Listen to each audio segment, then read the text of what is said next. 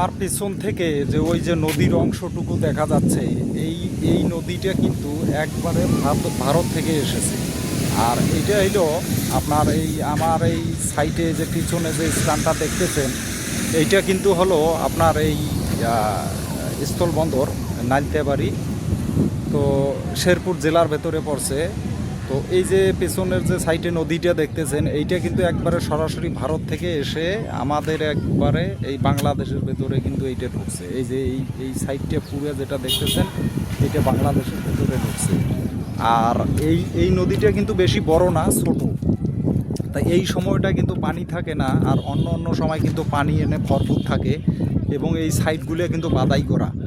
আর এই বন্দর দিয়ে কিন্তু আপনার এই মাল আমদানি হয়, খালাস হয় এখানে।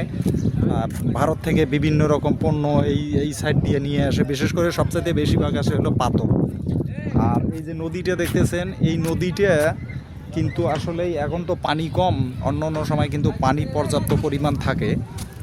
আর পাশাপাশি হইলো এই যে এখন কিন্তু পানি নাই, কিন্তু তারপরেও কিন্তু রিক্স, ওই পাশে যাওয়াটা কিন্তু একটা রিক্স। কারণ এখানে ওদের এই বিএসএফ থাকে, আর আমাদের তো বিজিবি এই পারে আছে। কিন্তু ওই পাশে গেলে হয়তো কোনো ধরনের ঝামেলা হতে পারে, এই কারণে অনেকে যায় অনেকে যায় না। তবে এই মৌসুমে কিন্তু আপনার হইলো এই যে এই নদীটা কিন্তু হইলো একবারে শুকিয়ে যায়।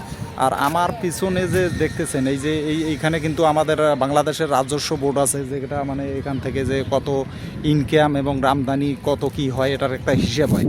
কিন্তু ওই পার থেকে যেগুলো আপনার দেখা গেল যে আসে, ওই যে আপনার ওটাকে কি বলে, যে আপনার গাড়িগুলো আসে, এই গাড়িগুলো কিন্তু এখানে মাপ করা হয়, কত কত ওজন সব কিছু মাপ করার পরে তারপরে কিন্তু ওই পণ্যগুলো কিন্তু খালাস করা হয়। মাপ ছাড়া কিন্তু কোনো গাড়ি কিন্তু বাংলাদেশে ঢুকতে পারে না।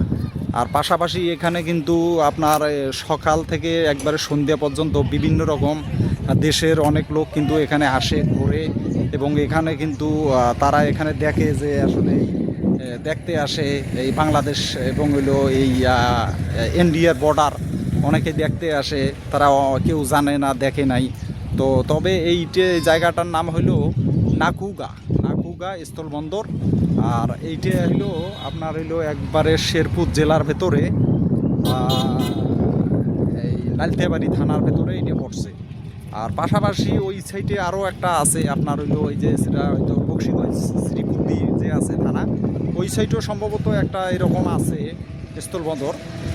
তবে যারা এখানে আসতে চান সরাসরি, তারা কিন্তু একবারে শেরপুর জেলার ভেতর নালদিয়াবাড়ি থেকে এখানে কিন্তু আসতে পারেন। অটোতে আসা যায়, তারপরে হলো সিএনজি আছে, যাদের পার্সোনাল গাড়ি আছে, মাইক্রো প্রাইভেট কার আছে, তারা কিন্তু এখানে আসতে পারেন। তবে এই আমি যে জায়গাটায় আছি, এই জায়গাটার নাম হইল, এখন যে জায়গাটায় সেটার নাম হইল নাকুরগাঁও বন্দর স্থলবন্দর। এটা হইল আপনার শেরপুর জেলার ভেতর নালদিয়াবাড়ি। যারা আসতে চান তারা এভাবে আসতে পারেন।